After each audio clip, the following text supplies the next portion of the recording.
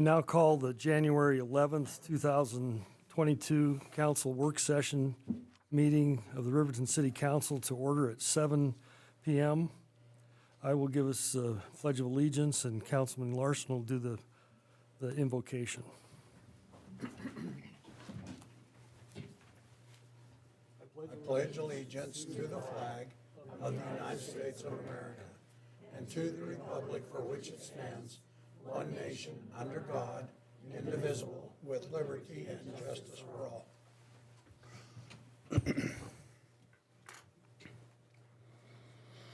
Our eternal Heavenly Father, we are thankful for the opportunity to be here and serve City of Riverton. Father, we would ask that Thou would watch over and bless us, that we might receive Thy blessing in directing and helping the City of Riverton and its people. Watch over and bless us. We're thankful, Father, for the moisture which Thou hast blessed us with. We would ask for sufficient for our needs. We're thankful for all the blessings and ask that Thou watch over those first responders, our police force, our firefighters, and especially the medical workers. And we say this humbly in the name of Thy Son, Jesus Christ. Amen. Amen.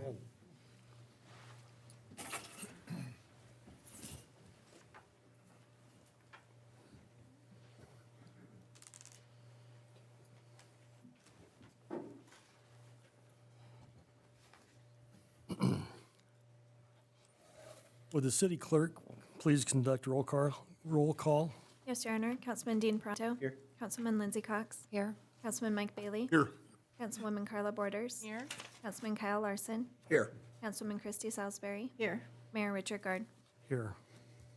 I declare a quorum is present. The chair would entertain a motion to approve the agenda. So moved. Second. Councilman Larson has the motion. Councilwoman Cox has the second. Any further discussion? All in favor say aye. Aye. Any opposed say nay. Motion passes. Communication from the floor, citizens' comments. Anyone in the audience wishing to address the council regarding an item that is scheduled for a public hearing will be given the opportunity to speak during that public hearing. Anyone wishing to address the council on any other item may choose now. If they choose now to speak, I would ask those individuals who wish to address the council at this time if they would approach the podium and identify themselves for the record. We will start off with a discussion, and I think the easier way to do this is when we're in a work session. A work session is for the board to discuss a subject that they have interest in, and we've asked lots of people to come talk to us, and so we would ask that before we go into, we're going to have a discussion on disorderly house, a discussion on R4 zoning, and then we're going to have a discussion on scheduling of what we're going to do about that, and then we're going to adjourn. But we're not going to adjourn until we have heard from those who want to speak to us. We will listen to everybody that wants to talk, and then we'll close that discussion down, and the council will get to have their discussion amongst themselves. Okay? So anyone that would like to address us, we'd love to hear from you. If you'd approach the podium and give us your name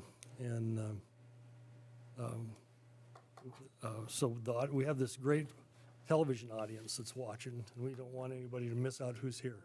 Okay?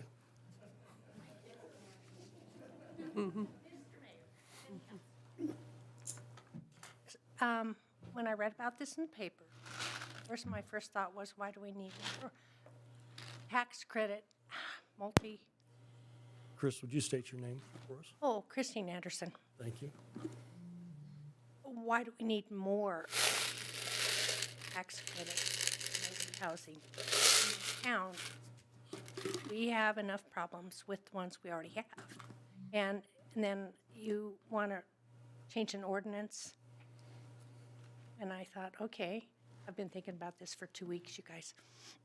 So I thought, okay, don't let them pass the zoning before you get your ordinances fixed. So make sure you get that done first before anything else happens.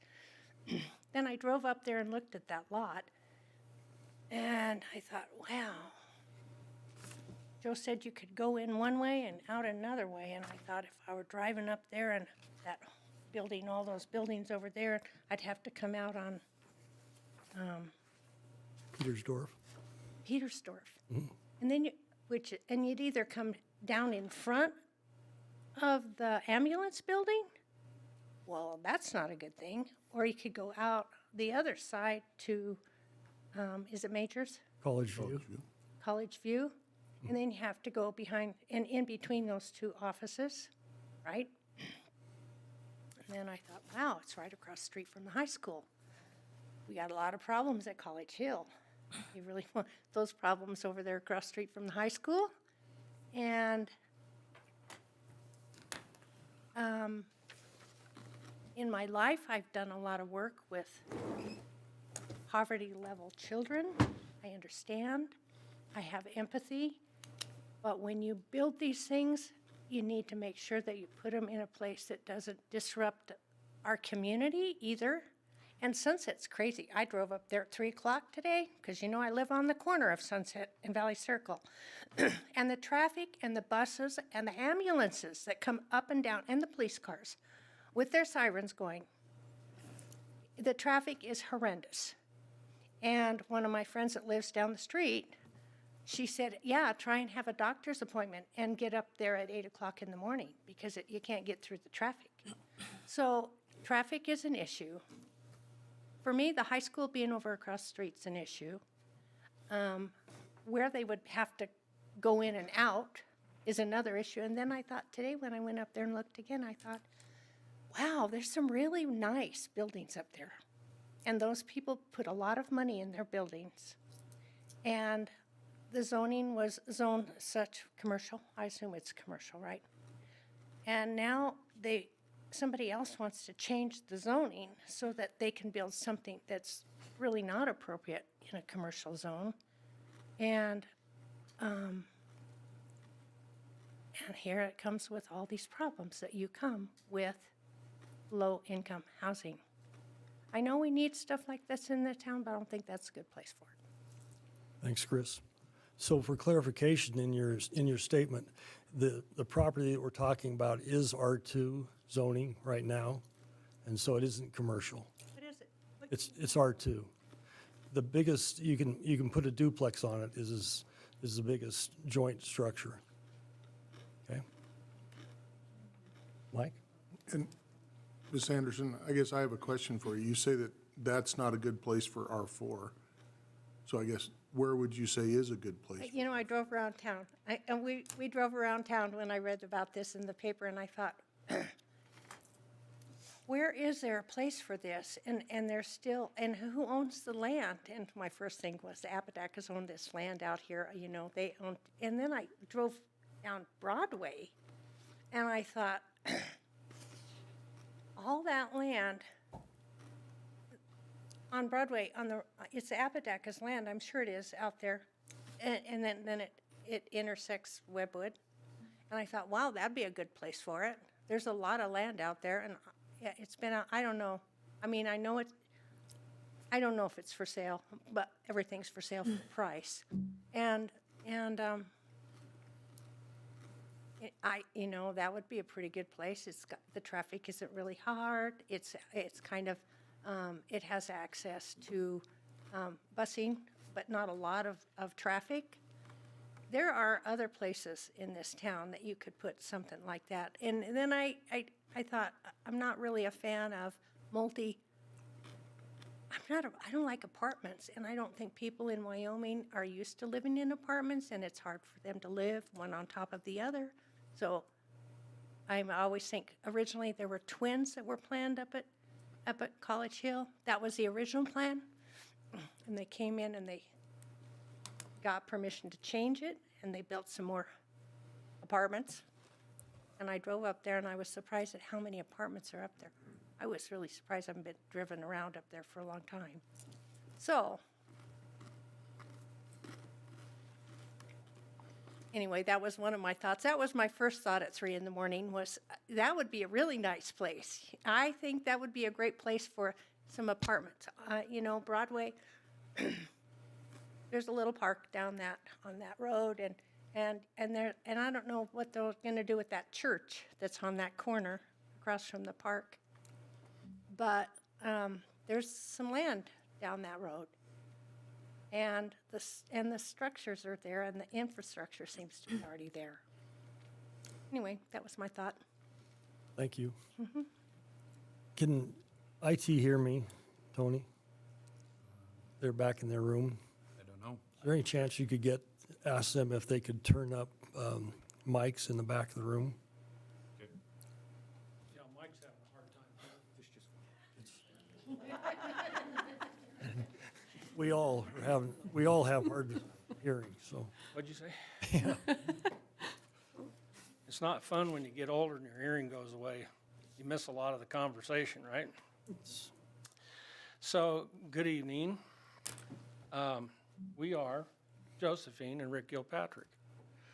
Joe and I and our partners are here tonight to reiterate, we're here for a zone change to our property, which you all know. There is a need for R4 zoning due to the rising need of housing and the successful effort of the council and other local organizations recruiting businesses to Riverton. Mike Martin, Wind River Development, Idea Inc., Chris Anderson's part of Wind River Development. So there's lots of people been involved in this, which is a good thing. We haven't had this opportunity for a long time. Our understanding of the work session was to come up with a plan to address the needed housing in our community. Your own planning commission has recommended the change of this property to R4. That being said, the conversation continues to go to the negative of a property and not the behavioral of the inhabitants or the responsibility of the owners. There's no place in this rezone request for conversation of how much someone can afford to pay for housing or that economic situation being negative. But now that you have made this part of our request, then you need to come up with a solution so people can develop the property in the ways they deserve to be able to do. This was the same reason that our property was denied the zone change in 2011, was due to behavioral problems, okay, that existed in R4 at that time. So it's time to fix this problem. It's behavioral. And unfortunately today, people don't understand that. They're not brought up like a lot of us were, right from wrong, and how you treated other people's property and things like that. So I guess we're gonna have to put it in some kind of a legislation or a piece of paper so people understand it, right? So now let's put this in perspective and move away from the social economic conversation position in the town and address the real problem. We feel this is a behavioral problem and that the landlords have not spelled out what is expected of their clients while renting from them. Rules may or may not be explained to renters and what their responsibilities are for them to continue living and renting on these properties. We think the city needs to build on this and make sure that the landlords have to adhere to the city's ordinances, quiet enjoyment, etc., whatever you choose to add to handling how to control these behavioral problems. This seems to be a bigger problem today, and unfortunately we'll have to explain what's expected of people who live in rental housing in our community. That being said, we have a few ideas that we think might help the city in coming up with a solution to controlling the behavioral issues that you are finding in R4 properties. We are in favor of this process and will support what this work session will find as a solution to make living and working in Riverton to be a great place to raise families and have a safe place to live. First idea, I think maybe we've talked about this, but make the landlord put up a bond or a letter of credit for $10,000 or an amount acceptable payable to the city. So the city would collect the money from the landlords if they did not comply with the city ordinances, which we have to develop. If that doesn't fit, let's try another idea. Institute standards for all rental properties, establish complaint process, and lay out the enforcement procedures and fines. Third idea, we did some research and found that Laramie just happens to be going through the same ordinance problems as we are. And they're just trying to address the same issues that they're experiencing in their communities. We gave Tony a copy of this yesterday, and it's got some good ideas that I think might be useful for Riverton. Like, for instance, a landlord license so that you know who is responsible for the maintenance of the property and handling issues with its residents. A fee for registering a rental dwelling unit, which would hopefully offset expensive code enforcement. Or maybe a universal clause of quiet enjoyment in all rental leases in Riverton, so the expectations of each property, the claim process, and enforcement is universal to all. I don't know whether you do that in a lease or in your wording in your ordinance or what, but I think that's a good thing because it keeps people accountable for what's happening on their properties, which is our problem, right?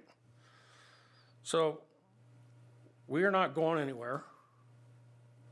We need to fix this problem, and we're here to help wherever we can to make this process work for our community and make it a good place to live.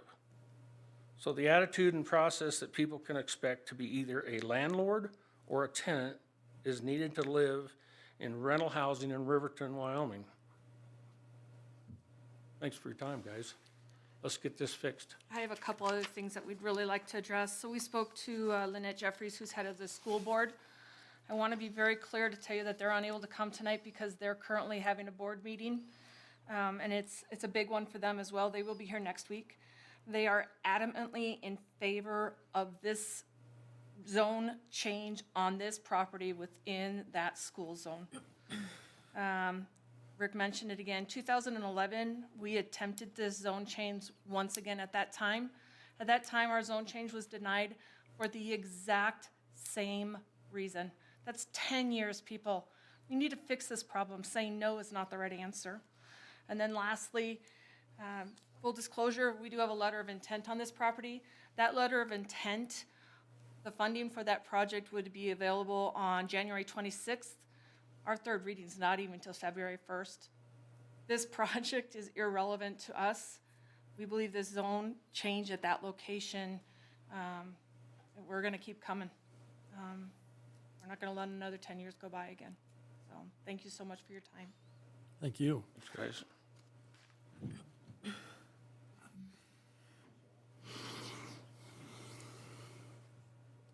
Hello, I'm Brad Tindall. I'm with the college, the other council members. So I'm kind of late to the situation of the zoning situation, but I do want to just say, as a major employer in town, that, my gosh, we do need housing, right? And that we have two people that have lived in our res hall, employees that we've hired for, oh gosh, I hope it's not over a year, but quite a long time. And so obviously it really hurts our ability to be able to hire and hire well. And it's bad enough that we have this great retirement, or where they say where people are, shuffling jobs and moving around, and there's an opportunity for here if we don't tarry too long. But anyhow, I think just in terms of finding housing for people makes sense. And I can also say that we're up on the hill, and there's people do, worry about crime that comes, sometimes with poverty. But I don't say it's a huge problem. We put up a fence. It's okay. There's no perfect solutions, and I don't really think that the perfect should get in the way of the good. I don't know all the details and the wisdom and the ins and outs of the property, but my general take is, you probably all know I'm all about economic development, and that requires a certain level of big picture thinking and compromise. I think equity is another value of the college, and so I do think that mixed housing in general sounds good to me, and if there, as the previous speaker said, if there's legislative things we can do in terms of ordinance is great. But I don't know the ins and outs, and I'm not making a strong statement here, but just providing my 2 bits. to help inform y'all as you have to make difficult decisions. Thank you. Thanks, Brad. We appreciate it.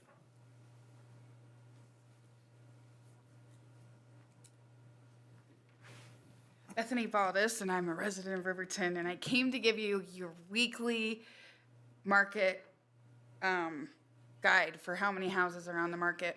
When we started this process in December, I was on the Planning Commission, and I was aghast when I came to Planning Commission and told them that there were 23 houses on the market under $200,000. Well, I'd done the realtor thing and fudged the numbers a little bit. I didn't want to put that there were 38 houses completely on the market. Today, when I got on my computer to pull up these numbers for you guys, we have 13 houses under $200,000. We have 23 houses, rural and in town, for sale in Riverton today. How many? 23. That's from the bottom $79,000 house to whatever the top dollar one is. We're asking people to come here. We're spending time and effort doing all of these amazing things for Riverton for economic development. Well, guess what? We need housing. I struggle with the idea when people talk about putting certain kinds of housing away from school buildings. The reality is that there's a certain amount of people that live in those houses that are children that will be able to walk across the street, if it were placed there, and get on a bus and go to school and get to a safe place, get to a warm place, and continue their education instead of being somewhere out in the middle of nowhere.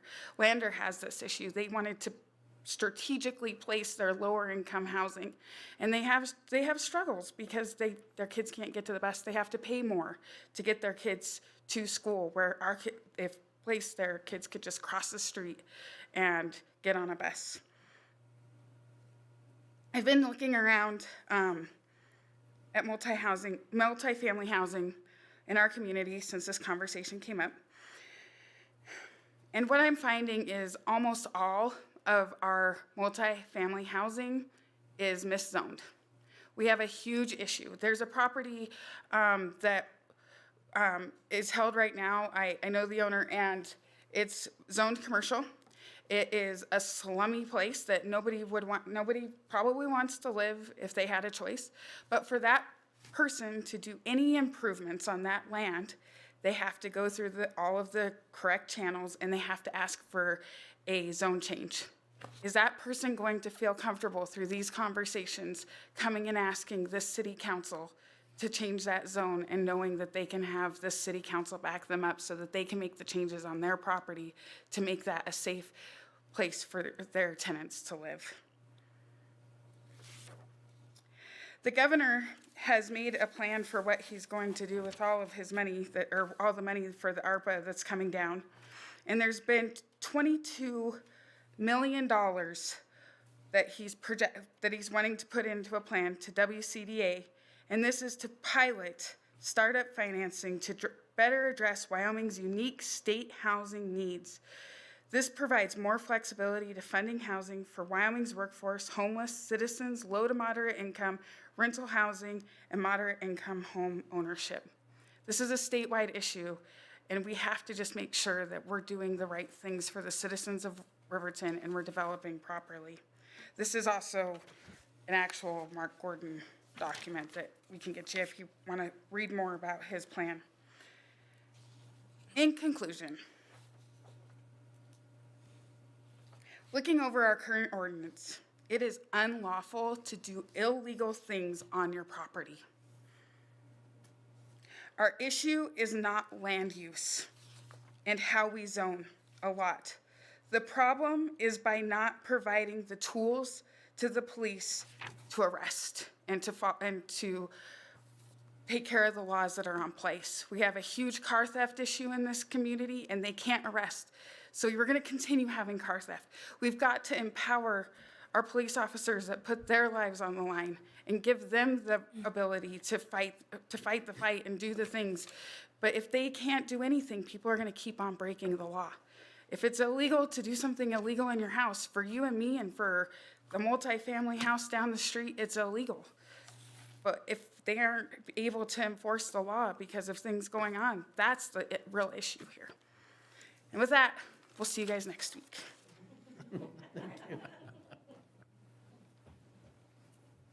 Thank you. Good evening. My name is George Piplica, Home Source Realty. And we do have the land under contract so that you understand that. The mayor was gracious enough tonight. I brought you 2 pieces of paper. Have you ever done one of these housing grants? That's the application process to start getting your WCDA grant so that you can see the depth of that. In the past, this property was turned down by the city, but it was also turned down by WCDA. So not only is the R4 zoning gonna need to continue so we can, whether this project goes through or not, nobody knows. It could run out of time, like Josephine mentioned to you earlier, where the grants just stopped because we don't have a zoning. It may get turned down because they do a needs assessment with a lot more detail than you or I am going to do. The WCDA grant's gonna look at the number of units, number of low, moderate, high situations. In this graph I gave you, this is the 40-unit complex, okay? And it breaks down for you the 30, the 40, the 45, and the 50% AMI.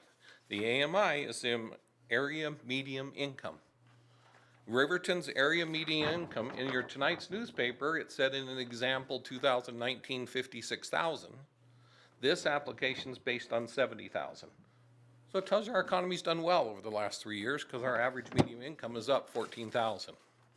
You basically take that figure that's on the figure that you're asking, use an 80% calculator, and then you apply it with 30% or 40%. You can see this for you. So we've heard that you can't work at a Burger King or you can't work someplace and live here. If you look at these chart numbers, and even at the bottom of it shows you that you can make $8 an hour, be a single person, and live in a 1-bedroom, 30%, and 30%'s the lowest amount there, or 40% or 45 or 50%, you can make upwards of $45,000 and live in this facility and have 3-bedroom unit, and that chart kind of goes through. The number of units is on the second column there. So you see the 30%, and it talks about there's 8 units at 30%, and there's like 13 units at 40% and more units. So it's diversified. It's not just all affordable, low housing. It has diversity in the income you can make and do that. So we made a call like to College Hill and asked them how many units were actually in their unit right now. They had 15 units in 80 not being subsidized at all. But unfortunately, they had 38 units in the very low category because that's how that facility was built. We keep getting compared to that. We're talking 8 units, they're talking close to 40 units in the difference of what the income levels can be. So there is truth to some of this low, moderate, or very low income housing complexes where Mr. Martin said you can't have an employee make $8 an hour and live there. That is true in a certain complex in our town. Does that make sense? But it's not the case if you compare these charts, which is part of this application and how that building's gonna be built. And my speech to you tonight is just so that we clarify all the mud and the confusion and what that actually means. If you actually look at it, it's a low income tax credit. It's not low income housing. Their term is affordable housing. The tax credit's based on low income, not the person. And then the affordability figures come in with the AMI, the average median income of those parties, if that helps you understand where we're at. So I also looked tonight on your webpage, and I don't know if that's the ordinance that you're talking about that was on in your packet tonight that was put, whoever drew that up, I'm 100% in favor of that. It looked tremendous. Looked like it gave you some meat to a third call being in a facility, and I think everybody wants that. I did that. You did that? Well, I commend you, because I couldn't have wrote that. I think that probably the chief is who we should give a round of applause to more than likely on that, and maybe a good attorney. But I applaud what was in that packet tonight, because everybody here does want everybody to be responsible for their I own. believe Tony is the author. Is Tony the author? All right, Tone. I'll get you a donut, bud. Help you with that or something. All right, thank you for your time. Okay. Thanks, George. Thanks, George.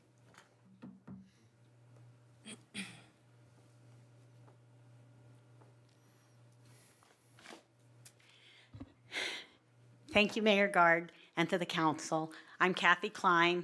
I live on Valley View Road up on Airport Hill, as well as work at Wind River Job Corps, where my role is to work with the local community and help find our students really great employers.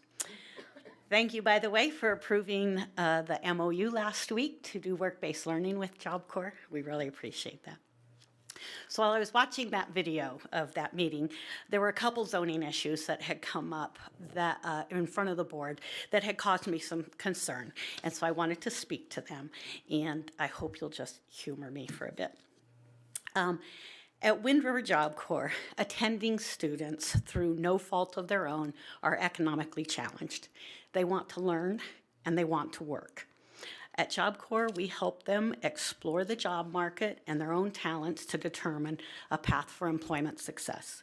We teach them vocations that will support that success or support that path, and then we place them in jobs that offer them a bright future. We, and me in particular, work with partner employers so that we can find jobs for them that make a good wage, that have career growth, and have economic stability. We're looking at the long term here for these students. When we're successful, which we actually are pretty good at, we move a young person out of poverty and help them become the kind of citizen that Riverton or any other community would be proud to have. But our mission is twofold. It is about helping youth build positive futures, but it's also about developing the workforce that the employers need. In that effort, we're under substantial pressure from the state and the Wyoming Workforce Development Council to encourage students to stay in Wyoming. Some of the students we have originate here, but most of them don't. So we're doing what we can to keep them around. As a Wyoming citizen and past employer, I would very much like to keep this young workforce, help them find homes and jobs here. But the reality is, we struggle to find them local, affordable housing. Now, I'm sure there are local property managers that can tell you plenty of horror stories, and I've heard some of them. But I want to tell you that our students are trained differently. Their rooms are cleaned and inspected every day. And as the mayor knows, they make their beds. They live with us 1 to 2 years in a drug and alcohol-free environment. If they are act violently in any way, they are sent home.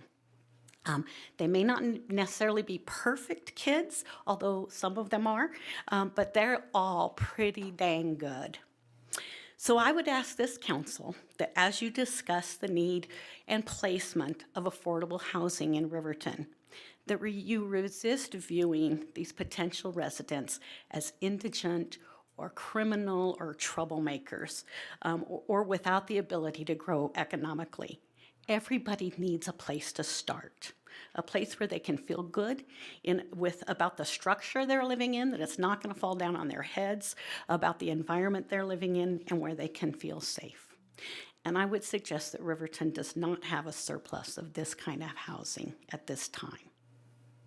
Okay, additionally, different topic, as a resident of the Airport Hill area and an employee, again, working on the Hill, I would also ask this council to give substantial consideration to the unsafe driving conditions on Airport Road before you make plans to develop that area further. The road is narrow, it has no shoulders. You can barely see the yellow line on most of it, and there simply are no white lines to help keep you on this unlit road at night. With winter conditions, it's really treacherous. I can't tell you how many times I've driven up the road only to have a line of cars coming down the center straight at me, or how many near misses I've seen between cars and giant trucks. The traffic has increased greatly in the past 7 years that I've lived there. Besides the usual employees and trucks and big equipment of the longtime outfits like A.D. Martin, Nucor, and the county, we now have a steady stream of FedEx vehicles, day and night. And while I really love that we now have this incredible emplacements at the airport, that's 15,000 cars making round trips up and down that hill. And every day, little less on weekends, 125 Wind River Job Corps employees make that trek. And pretty soon, if not already, we're going to have a whole bunch of cows going up the road too. This is a gateway road that's now in critically bad condition. And it continues to get onto the forest list year after year, only to be bumped off by some board members' pet projects. Knowing that any decision to finally address this problem will take at least 2 years to complete, I would ask the city take a long, hard look at development efforts. If you want to develop the area, fix the road. If you don't want to fix the road, don't do anything to add more traffic to it, which really means don't develop. It's just a matter of time till someone really gets hurt up there, and honestly, I've seen way too much of it. Thank you, everybody. I know this has been a lot. I really appreciate you listening to me. Thanks, Kathy.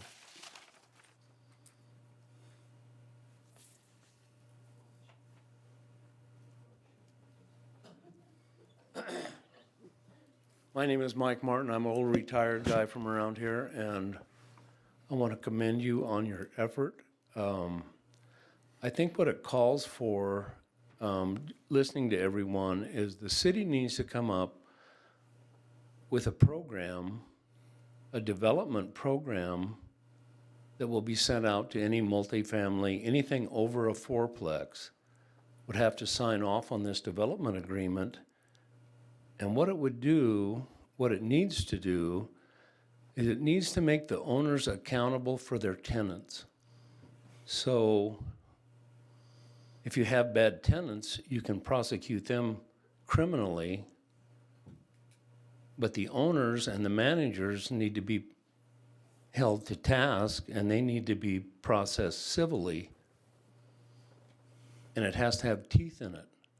So that, you know, when you have to make 400 calls to one set of apartments, there needs to be repercussions to those people. And the development agreement would have all that information that would go out to those people so they know that this is what's going to happen to you if you have bad tenants. So I think it's it's not simple, but I'm all in favor of this housing, but you have to have some agreements in place with the developers so they know what they're looking at. You know, if you have tenants that won't mind, don't pay any attention to the rules, and have to have police calls up there weekly, what will happen to those people is they get blacklisted, so they can't move across town and go to another development because here's your record, and you've been ejected out of this place, so we're not going to let you into that place. So then they're on the very low end. So then maybe if there's enough rejections, then you go up a degree of affordability, and you let more of those people in.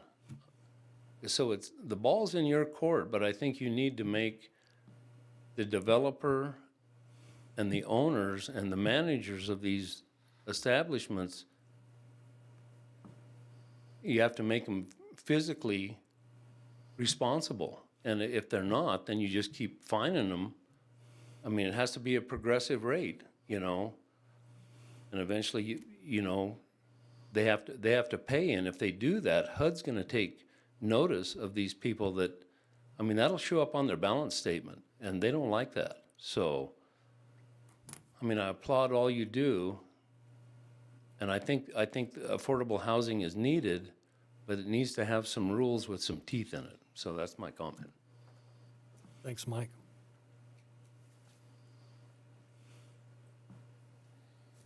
Anybody else? Mayor, I did want to make a quick shout out because I forgot one thing. Bethany You're talking about your guys' audience, and my children are at home watching right now, so you guys do have an audience, so and they actually really enjoy the city council meetings, so. Must be something wrong with those children.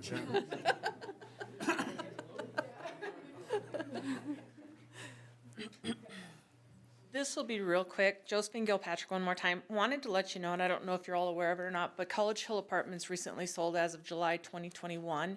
It would be interesting to know if the new management company has made changes that effectively is starting to take responsibility for their residents up there. So effective July 2021, there is new management up at College Hill Apartments.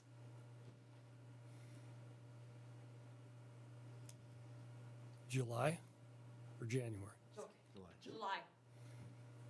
I have the name of the management company, but I don't know where it is. Preferred, Or new ownership, I'm sorry. preferred capital management. There it is. He has it. Thank you. Anybody else? So what we'll do now, we don't want to eliminate the conversations, but to get any work done, we'll try to hold the conversations between the seven of us. So unless we set something on fire, you need to stay in your spot. And if you do get on fire, we'll send the police chief to put you out, okay? Stop, drop, and roll. So let's go back to the agenda, and let's start at 8. And we've had extensive conversations with our city attorney. And this, some may think that we haven't been doing anything, and it may be in the thought that nothing's taken place, but this is not an easy problem to address. And we've approached this from many different directions. It would be nice if everybody would just get along, but it just doesn't work that way anymore. And so we went initially through our own attorney, Rick Sollers, and Tony and I had a long conversation, and his suggestion was that we start with disorderly house. And so let's turn that over to the city administrator's report. Tony, if you'd give it to us, please, I'd appreciate it. Thank you, Your Honor. Mayor, Council, 9.08140 of the Riverton Municipal Code currently exists as provided to you in your packet. That is the disorderly house ordinance. And what that does is, and I'm going to paraphrase a lot of this so I don't just read it to you because you already have it. The idea is that if there's enough incidents and that individual entity, that housing unit, that complex, that ownership is put on notice, and they fail to actually do anything about it to remedy the situation, they can be held accountable. The extent of that is a misdemeanor, punishable by $750 fine. If you're wondering about how far you can keep that progressive item going. As it is currently written, the disorderly house ordinance allows for 2 notifications to a single location. So a single apartment in a 30-day period, or 10 to a total complex before you start triggering this. Here's one of the challenges we run into. By the time something is, per this ordinance, is worked through, not only is it a long time, so you have the actual inciting incident, the notice, and then you have the actual, okay, there's the conviction part of it, and then, okay, did you do anything to remedy it? It starts getting a little difficult to manage. It'd be an understatement. Based on the tools that we have available to us presently, we can't track that with computer software or anything like that we have available to us. So that is a hand, okay, we got to look at the report and circle and look at the report and circle and then backdate the time. It starts becoming cumbersome, which is why we provided rewrite. So we have the existing ordinance, keeping in mind the 2 and 10 standards that I just denoted. And to be clear, while I worked with our city attorney on this, and I'm going to give him more credit than I get on this. He did a nice job of trying to bring this forward and to streamline it. So the item you have before you actually does streamline it a bit, but it also expands its authority. Doesn't really expand it as much as it clarifies the authority. In this, it denotes that the standards are now 2 notifications within a 30-day period, for a single location or four for a complex. That makes it a little bit more stringent. It doesn't allow it to go so long. It makes it easier to track within that period of time because you don't have to count 10 of them. Whether or not 4 is the right number is at the council's discretion ultimately. However, that is the suggested item. The other item that is important to denote about these is that the intent is to encourage the property owners to take action to remedy the situation before we get to the fine part. And that's actually built in here. If you go to section C, it talks about the standard is that you do not allow it to continue. So if noticed, and they begin proceedings to address the item, then there is no ticket. There is no, then that part of it kind of stops. If they choose not to address it, if they choose not to pay attention to it, if they don't address it in short order, then there is that fallback. There's those teeth that council has asked and talked about over time. So as it is currently written, not only does it streamline it, it also provides, it changes section 1, which is the number of instances, and it does draw attention to the fact that if those property owners are trying to do good things, and they're taking those steps, then they're not on the hook for that. That's important because that's what we understand the idea trying to be. When I talk about the expansion of the authorities, it does take into account buildings, not if you go towards the top, place of business. It also includes any building, place of business, location, or house in or upon which any of the following activities may take place. It can be applied to other areas, but we believe the previous one could also. We were trying to be clear about it there. So not trying to hide that anywhere, just trying to make sure that it could be applied that the statute could technically be applied outside if the incidents that we're trying to curtail, i.e. the behavior, isn't addressed appropriately. And you can hold the owners accountable, or owners or managers accountable thereto, sorry. With that, Your Honor, that's the draft language that we have as the second one. We'd be happy to answer any questions. We believe if you're in favor of it, we would bring it forward at the next council meeting for your consideration as an ordinance. That would, of course, again, take a public hearing and 3 readings, and modifications could be made as you see fit. We would look forward to answering any questions you have or any modifications you want to look at or any additions you might have too. I would point out on section A8,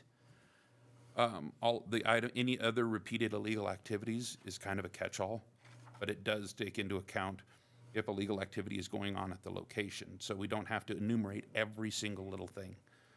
Thank you, Your Honor. Thank you. Does council have any discussion? Mike? Your Honor, Tony, I assume that an incident would have to be something that would be illegal. So, I mean, if they get called because somebody fell down and broke their leg, that wouldn't count, I assume, correct?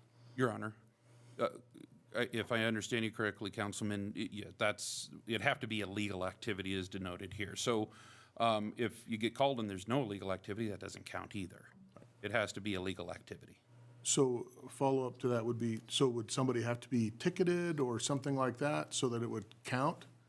Or I assume if somebody's doing illegal activity and the police go, they do something about it, but that might be.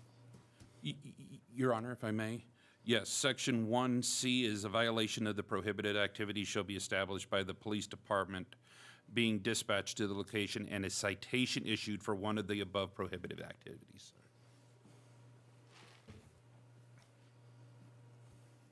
Your Honor, quick question. Yep. I'm just curious how often, law enforcement's usually pretty reasonable when it comes to addressing issues, and they don't necessarily cite everybody every time, right? Kind of depends on what's going on. What does that ratio look like now for, contact versus citation in some of these types of issues? For specifics, I would defer to the chief of police. However, it's as our officers do have discretion,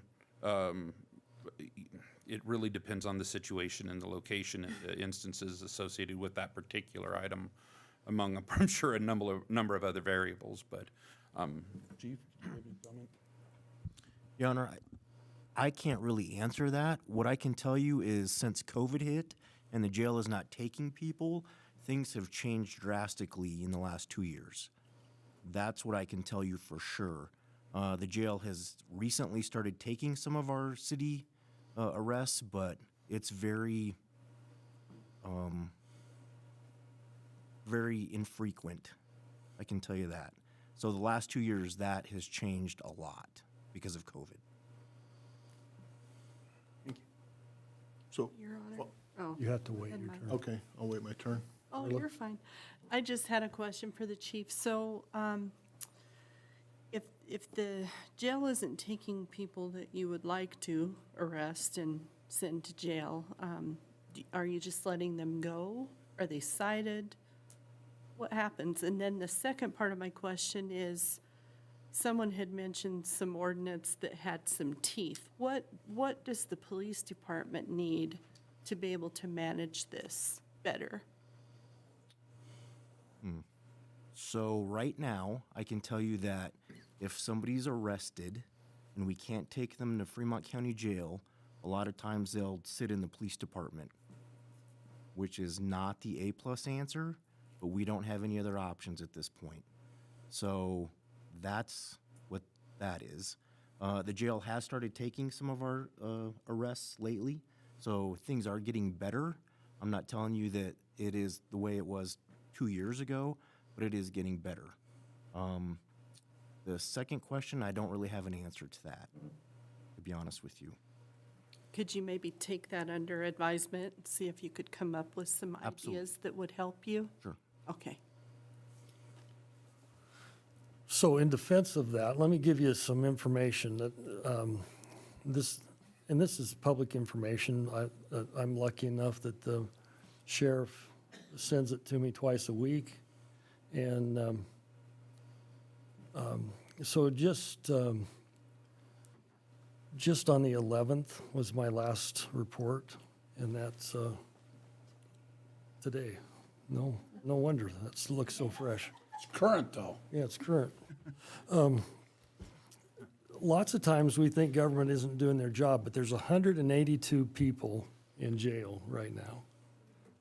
And the current inmate count, that's the ones in custody. The ones that are actually in jail, in-house, are 177, with 12 new bookings just over the weekend. We are in the moderate range. We're not over capacity. There is no COVID cases in jail. There's one in Sweetwater County. There's 3 in Natrona County, and there's one inmate on home confinement. So and I think we have a really our judge, our municipal judge, is really good, and she'll work with us. Mia, do you have on top of your head what we paid for out-of-county incarceration? Your Honor, I don't have. Is it 160? I don't have the out-of-county figures. I can tell you that we have not paid for Fremont County prisoners for quite some time, and we've budgeted slightly over $125,000 for prisoner housing. What we've budgeted. Okay.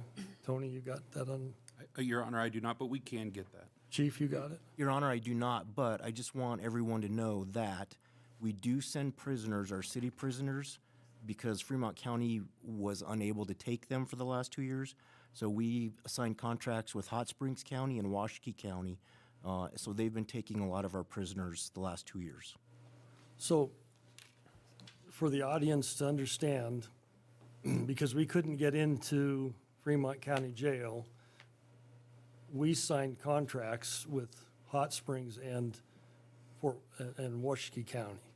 And we have sent inmates, and I believe when we get the numbers compiled, we will have spent $160,000 to put those people in out-of-county facilities. So when every once in a while we get to thinking that we're not doing anything, we're pulling rabbits out of our hats every direction here. This is a big problem. And so The sheriff's on board with this. He was charging $75 to put a person in jail a night. He has since reduced that to $50 a night. And we've signed that contract with them also. He's also tried to take his facility and make bunk beds where he can, so we can increase the flow. So this is one of those issues that 20, 30 years ago, anybody remember exactly when we built the jail? We had this great input that we would build a jail in one spot and it would be a county jail and it would last forever and it would have all these great things. And it started out with those, didn't it, Chief? It had juvenile detention. I believe it was in 2002, Your Honor. 2002? Your Honor. Is that new? That surprises me. Time flies when you're having fun, right? And so the reality of it is that this is not an incarceration problem as much as it is an opportunity for us to understand where we are spending taxpayer dollars. If we could regenerate that to a different location, it would be really nice. Christy, do you have a comment? Yeah. So a question for the chief of police. The ordinances that we're proposing, does that help with the calls because then they can be kicked out of housing? Or how do you feel about that? So just so everyone knows, Mike Broad had come up with the first one of these, and he cited that I know of two different people for the citation for disorderly house, and I've cited one person for it. So 3 people in 15 years was cited under this previous ordinance. So it needed to be changed. So I can't tell you that this will be the end-all to be-all answer, but what I can tell you is it will be a lot easier for us to take some enforcement action if it gets passed. And to follow up on that, how often are you guys up there? Like, how many are repeat offender, or what's like the average repeat offender? So in the last year, we were up there about 400 times at College Hill Apartments. And were a lot of them repeat offenders that you dealt with? Yes. The problem is not all of them live there. So when you have 8 to 10 people in a 1 2-bedroom apartment and one person's on the lease and that person's not the one causing the disturbance, it just makes it more difficult for us to do this kind of enforcement action. So would this help that? Because then the owners would have to limit that? I mean, We'll see. okay. Your Honor. Yes. You're right. So going We're here back all night. to what Tony said with the $750 fine, will that be written into this ordinance, or will we be able to build on that, or will they just pay the $750 every time they get 4? A standard misdemeanor, the height that it can get to is $750. Okay. So our municipal judge could start out with $50 fine to an owner. But we would like to get her to make that higher so that it motivated and I think this is a linchpin. What you're hitting on is that everything that we've found out, we can tighten ordinances, we can do all sorts of things, but what really is going to work the fastest is if the landowner, the managers, take a look at their properties and say, you know, that's not acceptable, and you signed a lease that all of these people have substantial leases, well-written leases, and somebody was playing with my machine and I can't get back to home base, but so the reality of it, all of those legal activities are illegal, right? But I don't think this is a police problem. We've been trying to solve it with police and what I think it is after the research, and that's why I said weeks ago that the real responsibility lies with the enforcement of those leases and what we're going to accept.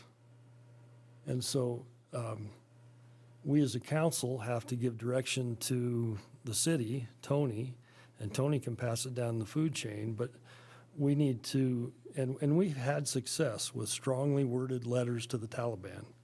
I'm so grateful for that suggested term. And once we bring it to people's attention, then it's on the docket, and they have to fix that. And if they don't fix it, then we're able to put that $750 fine on that location. Now, the real question is, did we write it tight enough? Or did we write it too loose? In the ordinance, Kyle had a real good question to me before the meeting, and that is the difference in the terms in apartments and the complex. And so let's just go with College View. It's a large complex, and it has to be cited 4 times before that complex can be cited. And then if it's a fourplex somewhere else in town, after two times of the police going there, we can cite them for disorderly house. Am I understanding that correctly? Your Honor, the way I'm interpreting it presently, but to begin with, that's a very good distinction, and I think it's something we probably need to look at to make sure that we have it right on the onset. So we'll do that for sure. The way they're reading it is, if you have, so say you have a fourplex, the fourplex itself would serve as the complex, because it would be multiple. A complex would be anything more than the single. So if you have 1A, 2A, 3, all the way, apartment 1, 2, 3, and 4, apartment 1 receives 2, it can trigger the statute. If that one has 2 and the other 3 have, 2 of the other 3 have 1 each, then it actually would probably trigger, because the complex would be considered the fourplex. Your Honor. Please.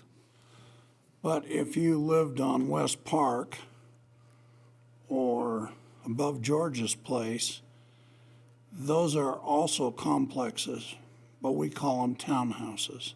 And so they're individuals with different addresses. But what we're talking about here is none of this. This is really nice and fluffy. I love it. But we're talking about definitions. We're not talking about prostitution or illegal gambling, fighting. I don't think any of these have been the 300 or 400 calls. Your Honor, the fighting has been. But prostitution, illegal. So number 3 is the item, disorderly conduct or conduct unbecoming clientele in a proper situation. I would say 3, 4, 5 have been what we've been dealing with at College Hill. Okay, 3, 4, and 5. And those are happening in a complex, an apartment complex. The way this is written, if we have it complex B, complex C, complex D, then essentially we've got 6 calls before we can do anything. Your Honor, and part of the problem with College Hill is it has 2 different addresses, and so that is part of the problem up there, because half of the apartment complex is one address, the other half of the complex is a different address. So that's exactly right. So what if we have 4, how many did we build over there? 80? Over at College View? No, this proposed 40. 40, okay. So we got 40, we've got so many fourplexes or so many eightplexes. We need to bound it so that we're not chasing our tail, because misery loves company and we just move the operation. We need to complex it. If you're called to that complex, end of discussion. 2 times, you're causing me problems. And the reason why I am so adamant about it is you're wasting the resources that are so precious, called the police force. And I realize all of the statistics about income and everything else. That's not the point. The point is, we only have so much money as the city of Riverton for a police force. And somebody needs to recompense us for that service. Thank you, Your Honor. Thanks, Kyle. Your Honor. Mike? I guess, yeah, it gets interesting when you're talking about a complex that has 20 and you have a complex that's a duplex. That changes the standard, but I guess, to me, it comes down to if there's 2 illegal activities that happen within a month, I don't know if we care what the rest of the complex is doing. I guess, to me, if Mike Martin's having wild parties at his house every weekend and we have to call the cops because they're fighting and doing whatever, you know, I don't care whether he lives on the golf course or he lives at College Hill. I don't think it matters. And I think we have to keep this thing broad and as fair as possible. Yeah. Because, you know, one of the first things they're going to say is, well, you're just picking on the low-income folks. Oh, yeah. Because you're holding them to a different standard than you do everybody else. And I don't think we want to do that. I think we want to make it to where, you know, if there's 2 times a month that the cop's been called to my house for illegal activity, something ought to happen. And I don't care where it is. And I think it just muddies the water trying to figure out, well, this is a complex and it should be this many for this complex. And, you know, Woodridge Estates has 20, but College Hill has 40, and, you know, Kyle has an apartment complex that has 4. It doesn't matter. And I think the secret is we got to put some incentive on the landlord to make sure his tenants behave and give him the ability to put that in his lease, that if they have to and they get fined, that they get kicked out. Because that's the only part that's going to make them understand.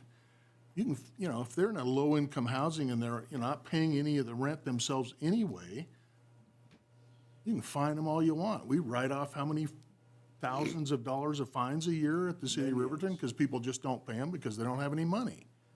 So, I mean, it really comes down to it's got to be a little bit painful for them, and I think getting them kicked out of their apartment's the only painful that they're going to understand.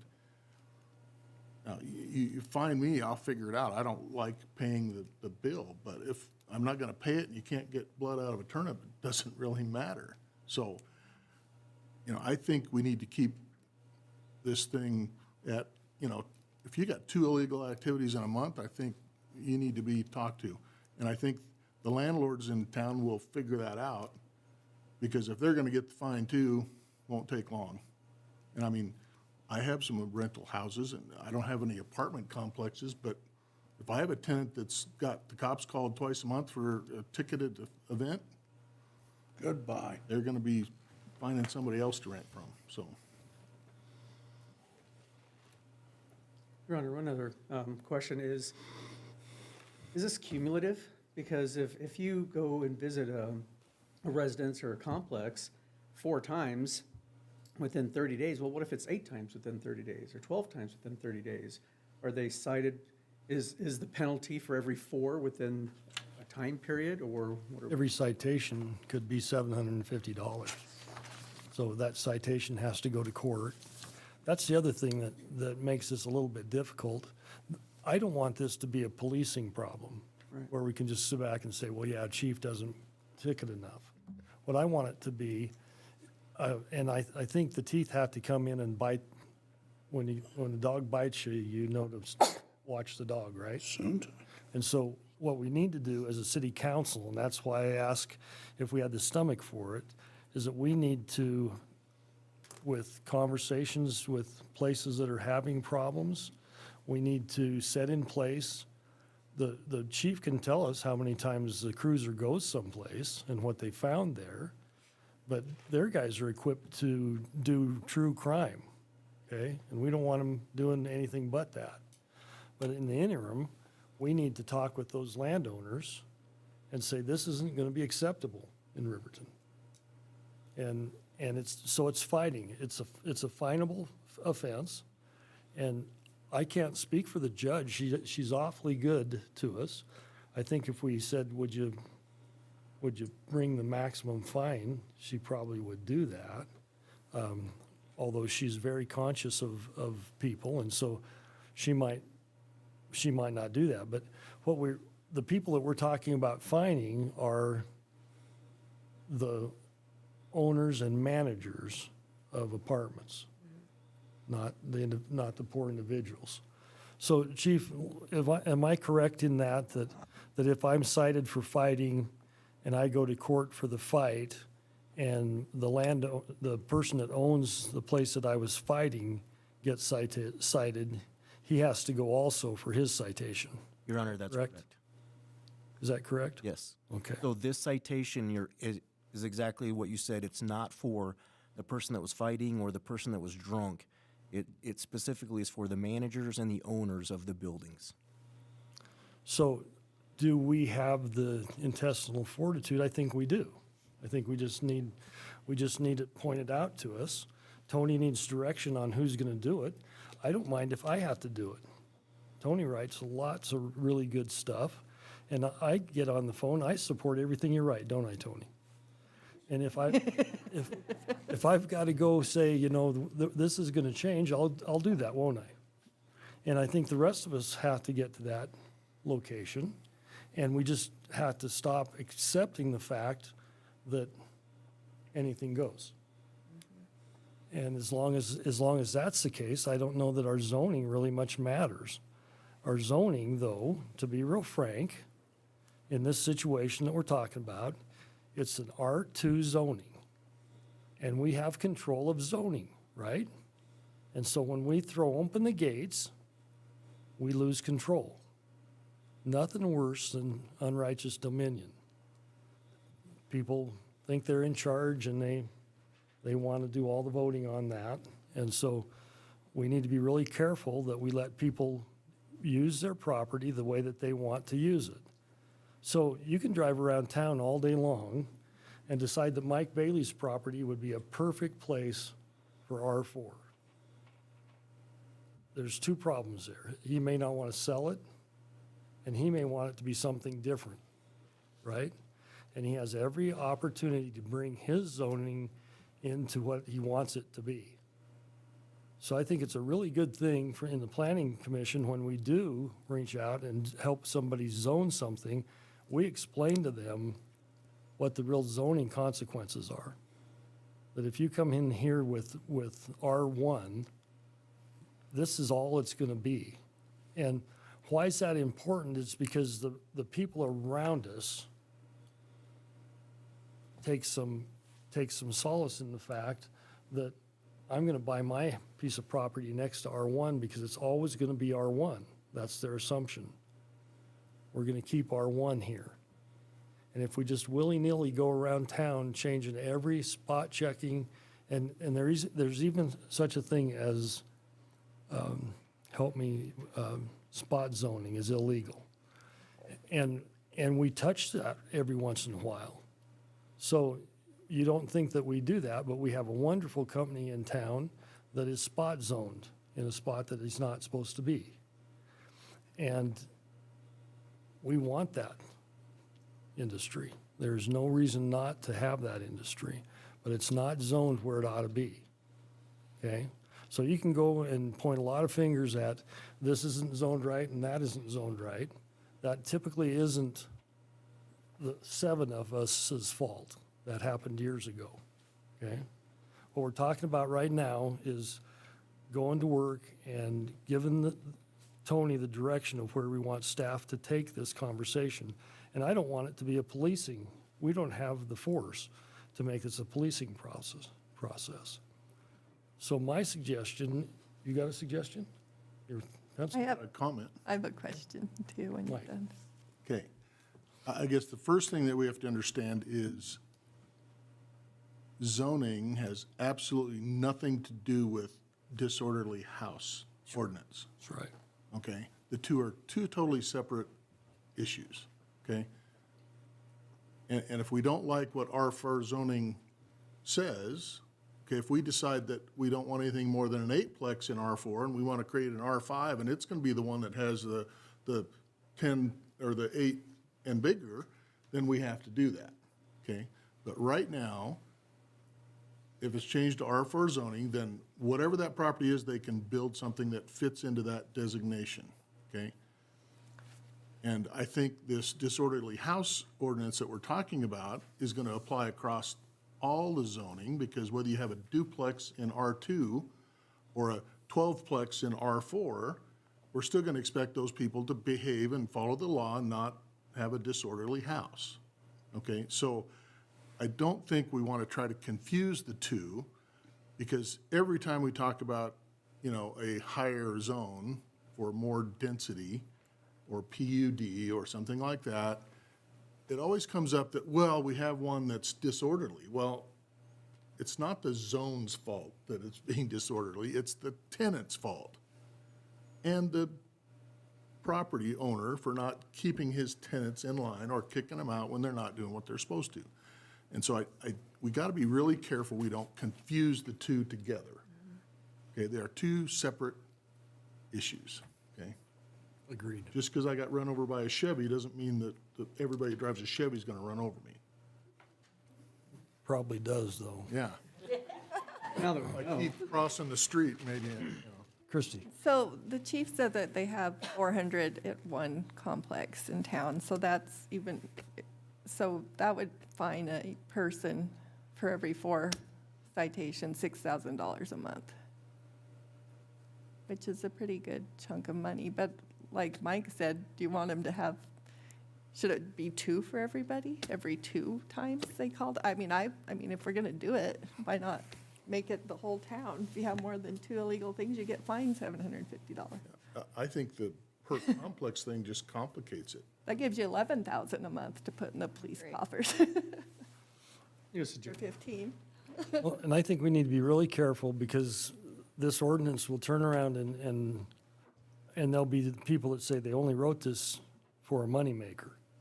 This is, they make money at this. How many times have we been accused of buying cop cars out of every fund that there is, right? We can only buy police cars out of the general fund. We just can't buy police cars when we want police cars. And so the reality of it is, this has to be put into place thoughtfully, but Tony is an exceptional manager, and if he sees the police report, my suggestion is this, that the police report is looked over. I get the police report, and I get the calls, and I look at that every week. You guys see it in your report. Yeah. Citations were up really good this week, and so if you drive through Shoshone, let's just use Shoshone for an opportunity, right? Everybody knows you better slow down because it's a speed trap, right? And they have 3 officers in Shoshone, and Mayor Highsmith is a real smart guy, and he revenues off of that, okay? And so when I get close to the speed limit in Shoshone, I slow down. I go through it 30 miles an hour, okay? I would suggest that everybody else does that. And I'm trying to point out that if we take that attitude to this problem, we can solve the renter problem, okay? But it's not gonna be done with the police. They don't have time to do this. They don't have time to find out who owns the building so my solution makes it harder on staff, and probably just Tony and myself can handle this if we start with that. If we would go where we have problems and simply say, this is not acceptable, we would like to read your lease, I think we'll find that all leases have a maximum of how many people can be in that apartment. We'll find the doors that we can work through fighting, and we'll talk with our judge, and we'll make those things work. So I think unless this is your time to add anything to disorderly house, if you want some special, and I would err on less times and more fines. 2 times instead of 4 times. Now, Rick wasn't really fond of fines. Was he not? Your Honor, I believe fines are fine. That sounded weird. But there's no issue with issuing the fines with this associated with it. I don't think that's a challenge. I think that what was developed off of here, the 2 and the 4, was developed as a drop in the applying to complex. So what I'm hearing from council is that you would prefer there just be a standard, any more than 2 times, keep it simple, whether it be a complex, denote whether it be a complex or a single unit of that complex or a single house, it doesn't really matter. 2 times in a 30-day period, and if you don't remedy that problem, then we can start fining. Mike? If you don't want to fine them, you could turn their water off. I'm just, Can we do that? now, most of those probably are common water, so, you know, the 8 other people in the complex would not have water because the bad guy on the end doesn't do what they're supposed to. At that point. Yeah. Should we understand what the remedies are that fulfill that? Like what, You know of some? like, do we need to know that, or is it just based on? Well, I think we make some specific statements here. We will whenever we get a multi-family project, we want to know who your manager is, who your managing department is. We want to know who the owner is. And we don't want a long chain of 15 guys to go through. I got an email today about the project on Broadway in Washington. And Chief, could you send somebody by to look at that project? It looks like a window's broke out and the chair's put in there. And Yes, sir. would you have that secured again for me? I'll text him right now and have him swing by there. So the real problem that we have is finding who to fine, okay? So it isn't as easy as it sounds. So I would like us to make sure that the fine is finable to the owner, finable to the manager, the managing property in town, the manager. So even when we get to the R4, maybe we need to make sure that there is a on-site manager on all those projects. And then the other letter I want written to the lending institution, whoever owns the note. And I want those signed, and if needs be, I would like them signed by all council. You can get a letter that's signed by the mayor, but you get a letter that's signed by all 7 of us, and it's pretty obvious already that we have a majority of voting. Now, do you want to? My mom used to tell me fools' names and fools' faces always appear in foolish places. But if your signature's on there, I think it brings a lot of weight. And that can be drafted that way, and we can send that to the lending institution, the owner, and the manager. The very first time they're cited. So Chief, you are gonna have to cite people, but then that should be where you stop. When you get a fight at an apartment and you think it needs to be cited for disorderly house, you need to cite for that disorderly house. And then we in administration ought to get together and put our heads together and see how we can make that work. Yes, sir. Your Honor, I think it was Rick that brought it up, that in Laramie, they're thinking of putting, if you were gonna have rental property, that you would have to sign up for a license, and I hate licensing, but I think we could make it no cost. I think you just have to register that it's a rental property. And the city with their utilities and stuff, I mean, they're already doing that. I know I have to sign that on the landlord and that whoever's doing the property management, so they know who to get a hold of if the utility bill doesn't get paid. Okay, so we're already doing it, and I think we could just maybe expand that program a smidge so that we did have that chain of custody, if that's what you want to call it, and that knows who's the owner and who's the property manager. And we're already doing it for utilities, and we could just make that the same thing, is that I don't know what we would have to do to make it mandatory that if it's a rented property, they have to fill out the form with the city so that we know who the landlord, property manager, and tenant is. We already know that much. Well, I think, but I don't know that it's mandatory that you do that. So if I just own a house and I rent it and I'm paying the utilities, do I have to tell the city that? Yeah. Not really. Well, no, but if you're renting an apartment complex, you have to sign a document that says, once the month has passed and the water bill hasn't been paid, it goes to the owner. Right. But I don't know that you have to do that right now. You don't. Mia? It is we do require property owners to sign utility applications for their renters. They also have to give us permission to put the services in the renter's name.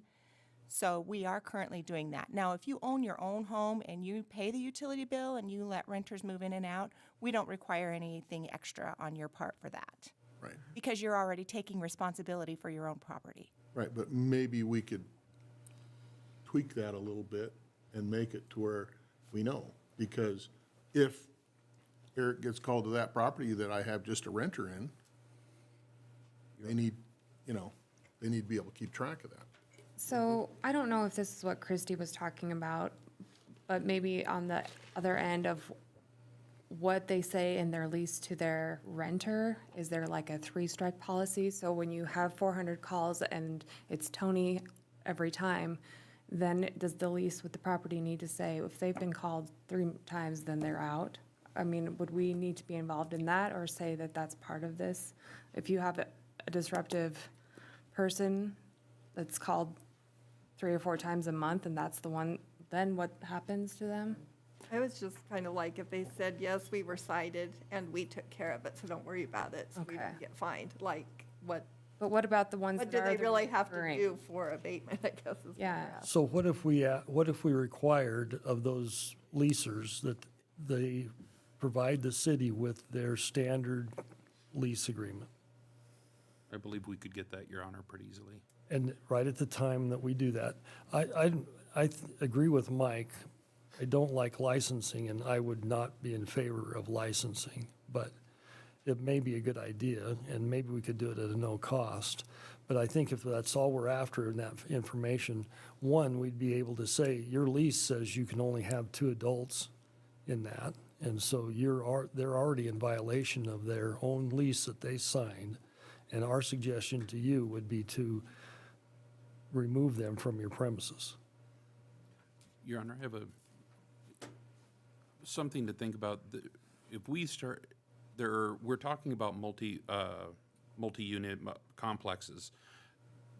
Licensing of multi-unit complexes is one thing because of simply the number of those that you have. That's a relatively simple process. If we start getting into how we license every single rental in and out, that will become significantly larger and more cumbersome than I think we're prepared to take on at this point.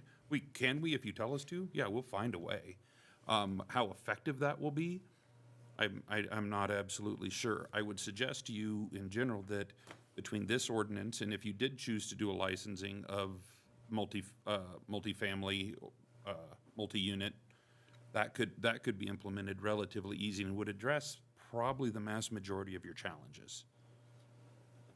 Your Honor, Yes. to me, it's not as important to micromanage the property owner or the management company. It's making them accountable. They need to manage it according to what their lease says. If you have this many infractions, you're out of there. If we don't get you out of there, we're going to pay a fine. Because if it keeps happening, that's where it hitches in the pocketbook. And I think getting in the weeds and trying to manage the leases and things like that is really not what we need to be doing. The only reason that I would like to see the lease is and when I've talked to the multi-unit owners, their leases are extensive. And so maybe we should just count on the fact that their leases are extensive.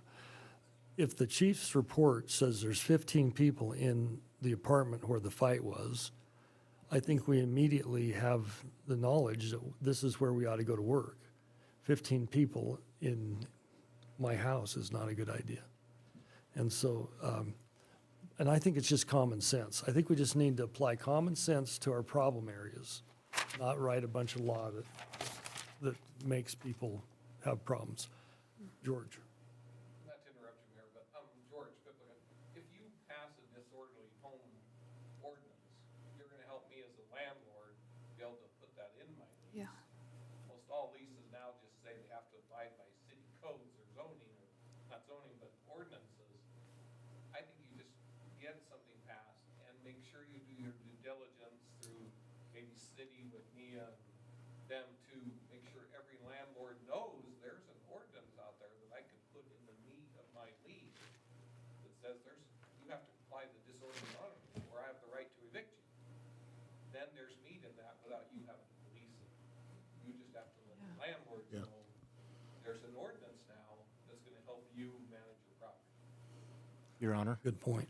just so everybody knows, the eviction process is not a quick and easy process. And we have nothing to do with that. That is a civil matter that the sheriff's department takes over, and it literally takes months to get. But with, that too, we're talking about just all of the things that the landlords are gonna be responsible for, and with what Chief just said, at what point do we hold the individuals who are actually breaking the law? Because the landlords are not breaking the law, they just have people in their homes that is a civil matter. So we have to make sure that's all, that there's also ramifications for the tenants as well. Your Honor, so we do that with the public in talks and the fighting citations, and so that has been taken care of. and so we have two problems happening. When I call on the audience, that puts me in trouble because I said no audience participation. If you're going to speak, I need you at the mic, okay? So, so that extensive audience that Bethany tells us about can hear your questions, okay? With that said, I think the guy that's having the fight is going to get cited. And so what we now have is people that are just looking the other way, saying they don't go ahead and fight, it'll be a policing problem. And what I want to do is turn that around in common sense with letters to those individuals, the manager, the owner, and the lending institution. And I realize it's a long, long process to get anybody evicted, but we got to start at someplace. And as we get better at it, and I think we have some experience with city staff getting better at things, we can point out some ways to get better at that and help people do that. And quit accepting the fact that, we're just stockpiling people. We're not. To live in an apartment in Riverton, you've got to abide by the rules. Yeah, exactly, Your Honor. And I think it's probably not unreasonable to say that maybe some of these landowners never find out that some of this stuff's going on. Okay, so I think by us notifying them and having a fine that's out there that they're gonna pay attention, and that's gonna roll downhill, and they're gonna make their manager get people in line or get them out or whatever. And even though the process is arduous, something's gotta start it. And I mean, as a landlord, if I got a troubled tenant, I need every tool I can get to get them on the way out the door. And, So, Tony, you got something written there? Is Kristen checking your spelling, or where are we at? She always, yeah, thank God somebody does. Right now, what we have to bring back to you, the main item change is section 1, being to move it to a single, instead of A and B, you just have an A that says 2 instances within a month, within a 30-day period. And then we lump all those others under that. Also, complex apartment building, what have you, just everything is under the 2. Okay. Does council wish it at 2? I guess it can be modified later, it's fine. Anyone have a problem with 2? Mike? So I guess being the devil's advocate, so that means if I just have one per month for 12 months, I don't get any kind of issue brought up? That's right. Do we want to put us so many within 6 months? You know, One or would be a one, huge improvement. well, yeah, there you go.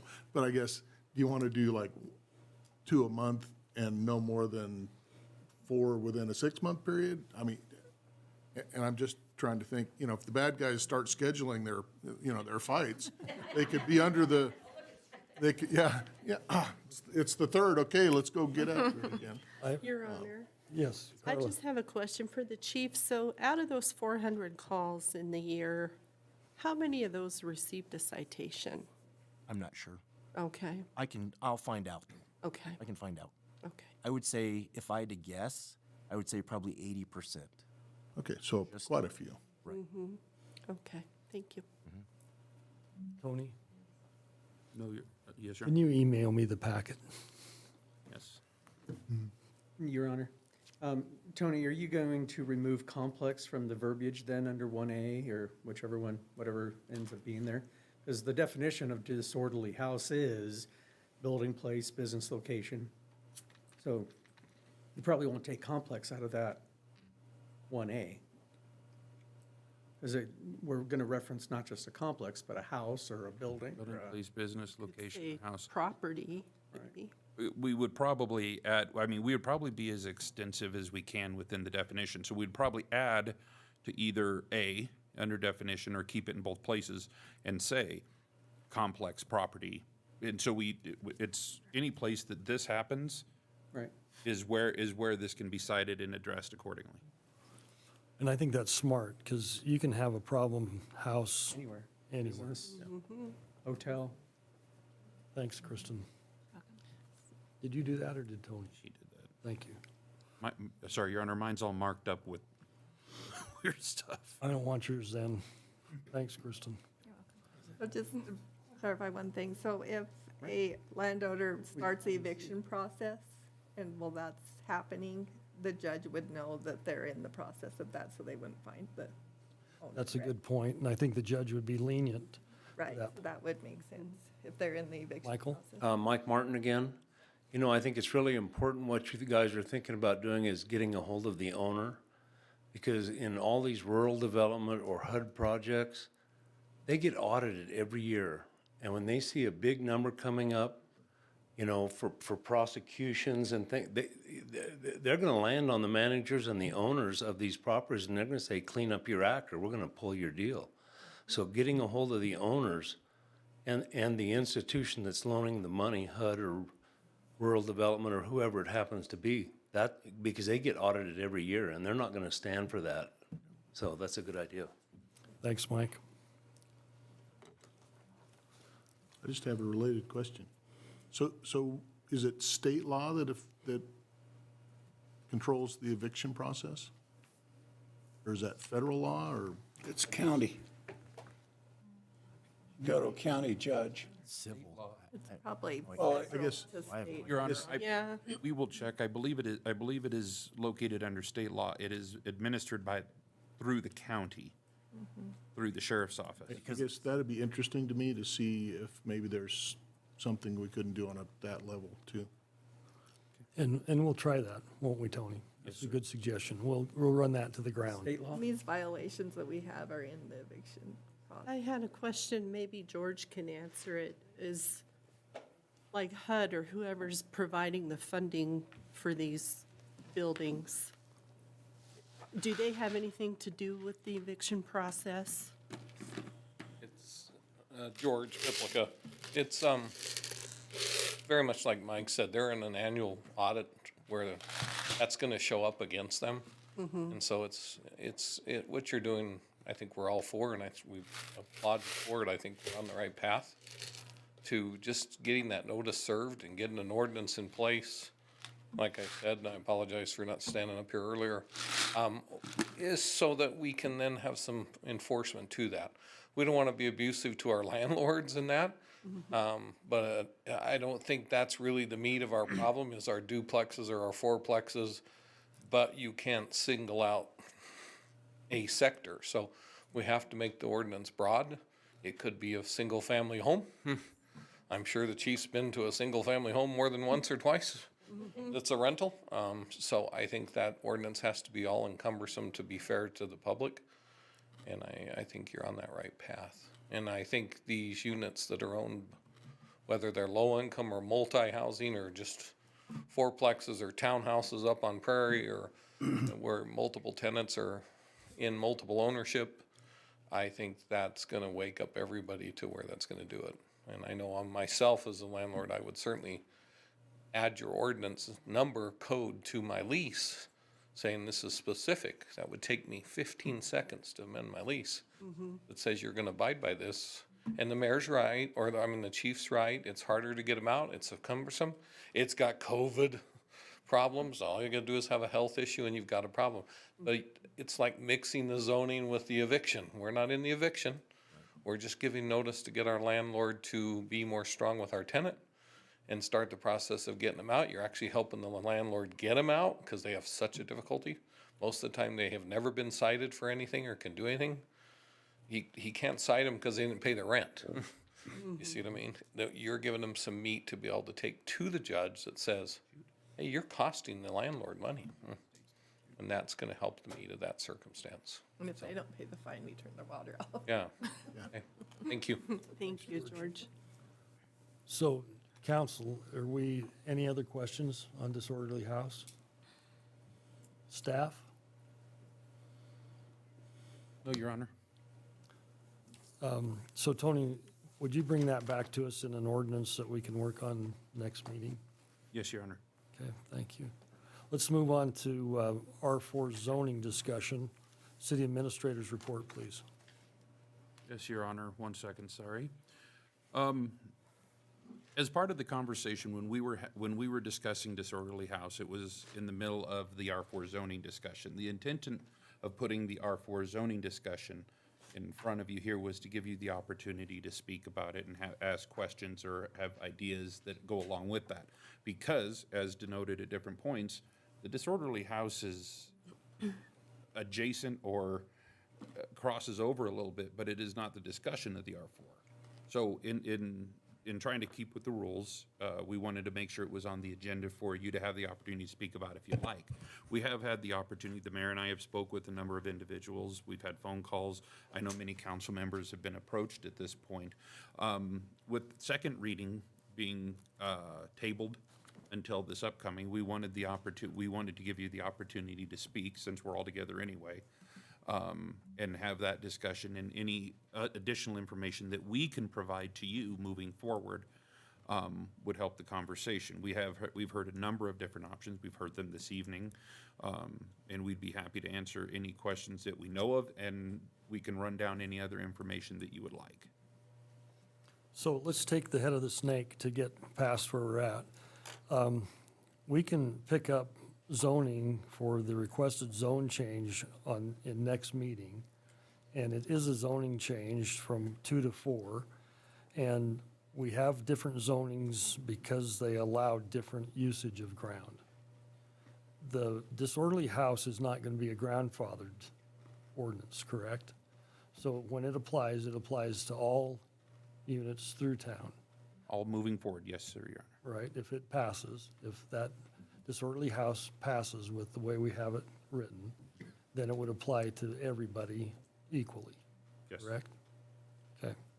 So, you're still in administrator's report, did I cut you off? No, Your Honor, I was done? finished. We'll be happy to provide anything we can. So now, council discussion about R4 zoning. Anyone have any? Well, I think one of the reasons I moved to table the discussion was so that we could have this meeting, discuss disorderly house. And if we choose to move forward with the disorderly house change to the ordinance, that will take effect before anybody can build a building. So I think that meets, for me, a lot of my concerns in a multi-whatever tenant building of any sort in town, and having the ability to have some teeth in that. You know, I think that for us to try to look at people's leases or be involved in that doesn't make a lot of sense. It's not really where we need to be. But having an ordinance that addresses the problem, should that problem arise, makes a lot of sense. It doesn't affect the zoning per se, other than it's a part of the discussion, it was a catalyst for the ordinance change. But I think the R4 zoning discussion by itself is fairly straightforward to me. So anybody else want to jump in? Your Honor. And again, I think somehow we got to get beyond this not in my backyard kind of attitude, because,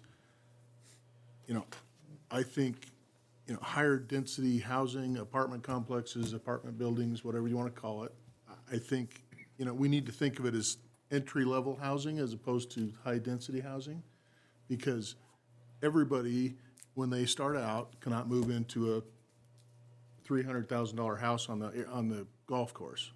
Okay, they have to start somewhere. Okay, they're going to rent an apartment or a trailer or something, and then as they build themselves up, they're going to improve into additional housing as they go.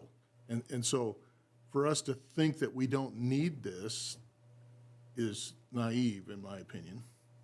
And like, I can't remember who said it, but, we have all these amazing economic development things that we've accomplished over the last few years. I think we've done an amazing job. We've got additional businesses coming to town, existing businesses expanding and increasing their employee counts. Well, we got to have a place for these guys to live, okay? If, I never pronounce it right, but Kafaru,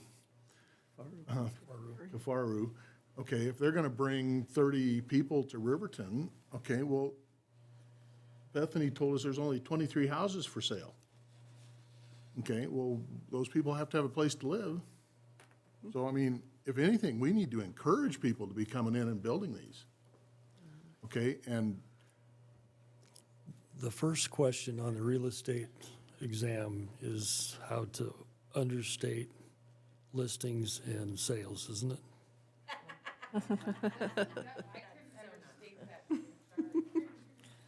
But whether there's I wouldn't- 23 or 50, it doesn't really matter. Okay. But the point is, those people have to have houses, because if they don't have a house to move into, they're not going to take the job, and they're not going to come here, and they're not going to bring that income into the community, and Riverton won't grow. And so I think we have to figure out some appropriate areas that we can put this kind of housing. And I'm all for making our disorderly house the toughest ordinance in the state, if that's what we can do. And if that's what it takes to fix the problem, that's what we have to do. And the people that aren't willing to follow the rules deserve what they get. So Christie. Your Honor, I was looking at the master plan, the city master plan. In 2016, this was an issue, and it said we need to increase opportunities for constructing quality multifamily residential units. And some of the suggestions were adopt additional multifamily zone districts, such as R3, because this is a disorderly house kind of thing too, but the density that you're talking about with the road, the sunset that people have brought up, and it also says implement buffering and impact mitigation for high-intensity uses which border lower-intensity uses. So, I mean, I think we need to maybe, as a council, not just for the one issue that we're talking about, but do an audit of what our codes are, our zoning things are, and see if we need to maybe why don't we have an R3? It's been 6 years. I mean, why don't we have some other options? So, if you're doing a 12 or a 20 or a 40 versus an 80 or 120, it should be able to be in different residential instead of one. I mean, why are we R2 to R4? Why did we skip R3? I mean, there's different things that we should do, and in those, we could also require property agreements and restricted deeds of what you can do. And I think it's a bigger thing than just, so we don't have this continuous fight year after year for 20 years.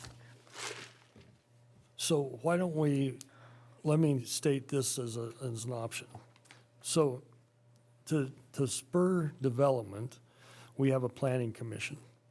And if our planning commission would look at zoning classifications and maybe give us one that goes from R3 that would move us from fourplexes to 16 units on one single density, and come up with some ideas of how much exterior land would be required, playgrounds, parking, those types of things. And then R4, take it to the larger units and do that. There is no rush to do that. We could just, in the planning commission, there's 8 or 9 people there that truly understand development of property, and we could get their opinion and have it brought back to us and to see if we like it or not. Is that a feasible thought, Mike? Yes, Your Honor.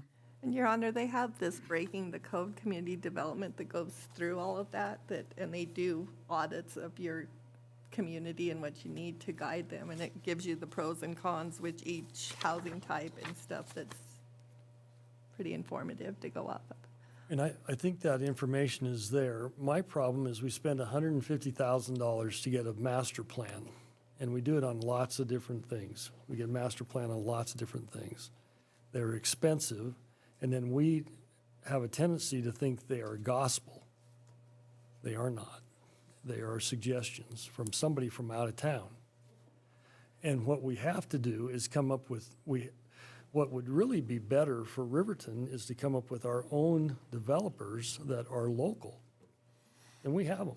There's developers here that will develop properties. We heard of one from a citizen just last Tuesday. And we need to make sure that they have those avenues to develop what they want to develop inside Riverton. I would like to point out once again, so everybody understands that we don't control the property that comes into the city of Riverton. We don't own it. It's not ours to tell people what they're gonna do. Just because it lies next to Willow Creek and I own it, doesn't mean you can tell me how it's gonna be zoned. I can't even get the city to annex it. I've been trying for 15 years. So there's a lot of problems when it comes to development of property and how it comes into the city. We would like to encourage that. The stuff on the far side of Webwood is in the county. It's not in the city. A lot of stuff that's on this side of Webwood is in the county. And we don't control that. But as it comes into town, we ought to have a real competent conversation with whoever's bringing that property into town. Is this truly zoned the way you want it to be zoned? Don't come back in 2 years and want to change the zoning, because we'll have this same discussion again. And yet we need to encourage that. That map hasn't changed a whole lot since I was a boy of the size of Riverton. It's just about the same. And so until we get some people that want to move their property into Riverton, unless you want us to go out and buy property as a city and be a developer. Does anybody want that? We don't. Mia's in charge of the checkbook, and she doesn't want to do that. And so that's just a bad idea. So let's extract that out of the public discussion, that we're the bad guys that are setting the zoning. We are the guys that set the zoning, but we only set zoning when it comes to town. Okay? So in R4, I don't hear of a lot of changes at this moment being required at R4. I would like to see it go through planning and see if planning wants to follow the master plan and create any other zonings that would deal with multifamily dwellings. Your Honor? Mike? Could I suggest that maybe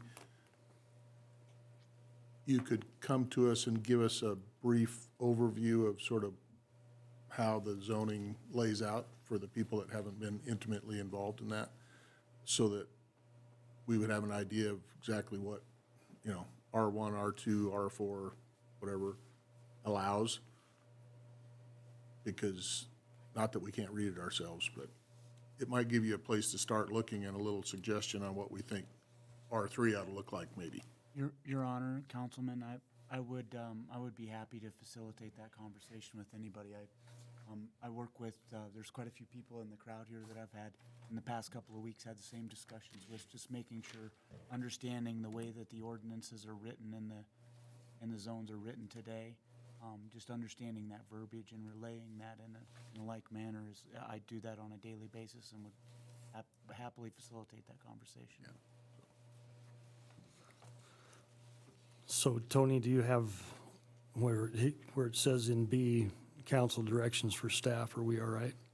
Yes, Your Honor. Just to reiterate, what we're going to do is twofold from that conversation. One is to take the discussion about different R zones to the Planning Commission, and at some point in the future, bring back ideas for that. And the second is, in the relatively near future, kind of give a presentation on these are the different zones and how it's laid out and the structure of those R zones, correct? Mm-hmm. And we can do that. We can schedule it as one of the items maybe in February, just at a regular council meeting as a presentation. Well, I think it needs time to go through planning. I don't think, planning only meets, you can get planning to meet twice a month, right, Mike? Your Honor, correct. We do meet on the Thursday post city council meetings, and we do, we're rather busy these days. We do hit almost every meeting anymore. Now, planning, that's a really good committee to be on, so anybody in the listening audience that wants to be on that planning commission, if they contact me, I would send me an email, do what you need to do. That would be an impact place. I don't think we need to rush that.